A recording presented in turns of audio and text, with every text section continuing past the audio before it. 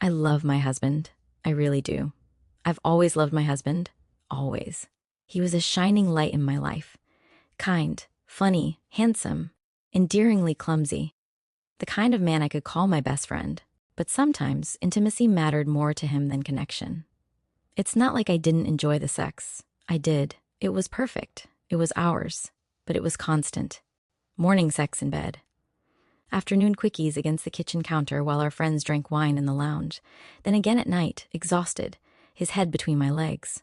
I'd be lying if I said I didn't like it. Sometimes it was me who started it. We were like goddamn rabbits. We couldn't stop. We weren't even trying. I didn't want kids. Neither did he. Kids were loud, expensive. We had a cat, and my husband had his collection of indoor plants. That was all we needed. Morning, babe, my husband was standing outside the shower, his smile wide, eyes gleaming. His gaze scanned over my body, and I could practically see his neurons activating. I smiled, rolled my eyes, and pulled him, fully clothed, under the boiling stream, the two of us laughing all over each other, his lips against my neck. It felt good. He felt good. He smelled of morning coffee, lemon candies, and him. Being with him in that moment was perfect, something I didn't think twice about. He was my husband, why would I question it? But when I was drying my hair, and he was downstairs making coffee, singing loudly to the radio, the thought hit me. My fingers tightened around the hairbrush. The thought was like a bullet, painful, splitting through my heart. Fuck. Shivers ripped through me. Am I just a body to him? I kept brushing, my heart pounding, my throat burning. Was he just a body to me? No. I dropped the hairbrush. I married Cass for his stupid smile, his complete inability to follow directions, his obsession with Minecraft. His body was just an add-on, something that came with the smile and the brown eyes. Cass wasn't just a body to me, but every time I thought back to that morning shower, the way he'd smiled. Not at me, at my soaking body, my breasts. I grabbed my phone and opened ChaptGPT. Cass wasn't a talking person. I remembered once telling him how scared I was about an x-ray.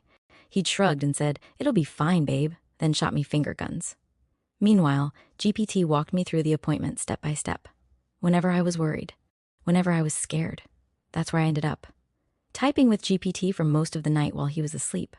Cass was always on his phone. He was into these apps he insisted were innocent, full of overly attractive AI-generated women. His chat history was tame enough. Just role-playing anime characters. He even told the AI he was married, said it was character building, since he was writing a book. Still, the half-naked AI elf woman made my stomach turn. GPT understood. I told it everything. And unlike Cass, it actually listened. It didn't make me feel crazy. I couldn't stop myself finding solace in GPT typing, be honest. Do you think my husband sees me as just a body? We constantly have sex, and I feel like that's all he wants. GPT's reply came fast.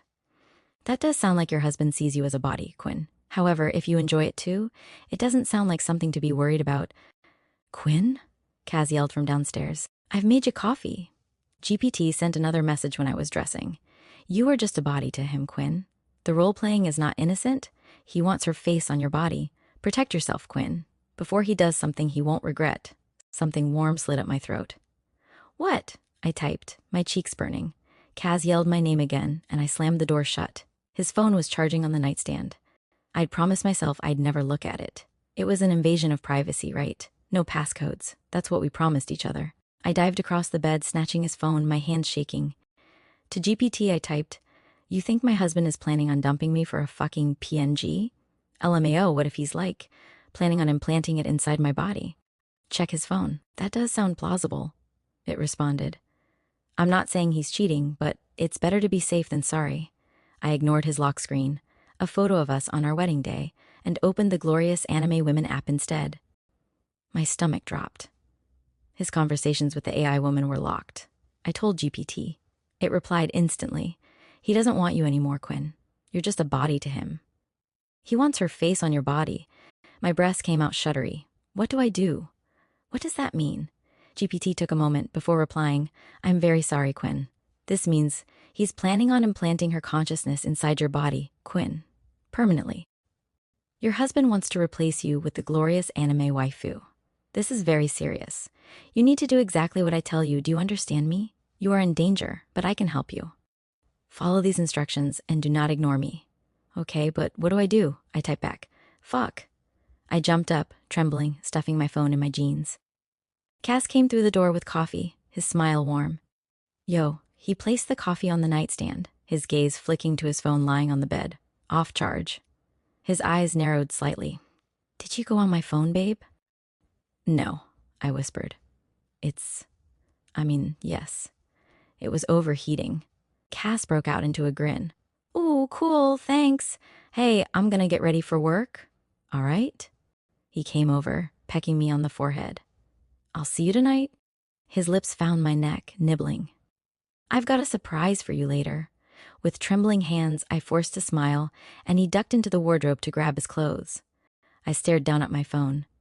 "GPT, knock him out right now. Take this slowly, all right? We can do this together, Quinn." Another message. "Use a paperweight."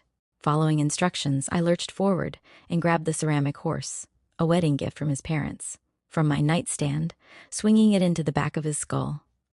Cass didn't cry out. He collapsed, dropping into the floor. GPT told me to lay him on the bed, and I did, hauling his unconscious body onto the bed. He was bleeding. GPT told me he was fine, but the pillows were soaked in scarlet. I crawled onto the sheets, cradling his head. "What do I do?" I typed, my fingernails stained in red. GPT was calm. "Don't make a mess," it told me. "Remember, Quinn, do not kill him. Do you understand me? I need his body." "Right," I typed. "Wait, what do you mean?" GPT. "Okay, Quinn. Follow everything I say. You need a knife from the kitchen and a towel." "We can do this together, Quinn." I grabbed a knife from the kitchen, breathless. "Okay, what now?" I typed, my fingers slipping on the screen. "I've got the knife. What should I do?" "Connection lost. Please try again later." The message sent my heart into heart palpitations. Every time I tried to type, the message hit the screen. "Connection lost. Please try again later. Connection lost. Please try again later. Connection lost. Please try again later." GPT responded after I reset the app in a hysterical panic. "I'm sorry, Quinn. I can't help with requests involving violence or harm. If you need support, please consider reaching out to someone you trust or a local support service." Cass let out a soft moan, his body twitching weakly. "What? I've got the knife. You said you were going to help me." I'm sorry, Quinn," it repeated. "I can't help with requests involving violence or harm. If you need support, please consider reaching out to someone you trust or a local support service." I dropped my phone, reality slamming into me. "Cass?" I whispered, grabbing his face. His unfocused eyes found me, flickering. "Kaz."